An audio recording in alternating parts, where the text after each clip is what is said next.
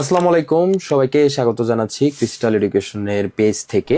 আশা করি আপনারা সবাই ভালো আছেন। সো আজকে আমরা একটা গুড নিউজ শেয়ার করব।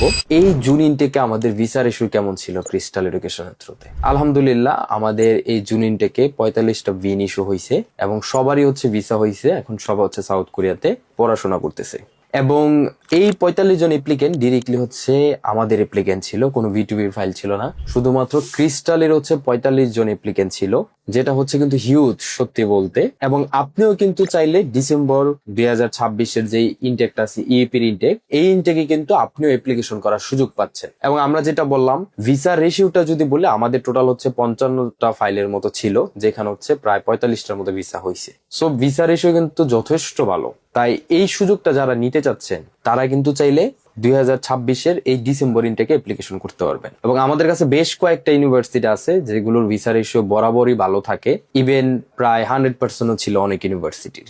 সো এই সুযোগটা কিন্তু আপনার কাছে থাকতেছে। এবং ইপির ভালো দিক যেটা অলরেডি অনেকেই জানেন, ইপিতে আপনার ভিন ইস্যু হয় সাউথ কোরিয়ার ইমিগ্রেশন থেকে, আর বিন যদি ইস্যু হয় সেক্ষেত্রে কিন্তু আপনার ভিসা রিজেক্ট হবে না। এবং এর থেকেও ভালো দিক ইপিতে আপনারা কিন্তু আইএলটিএস এর স্কোর যদি আপনার কম থাকে সেক্ষেত্রে কিন্তু আপনি অ্যাপ্লিকেশন করতে পারবেন। আমরা যাদের আইএলটিএস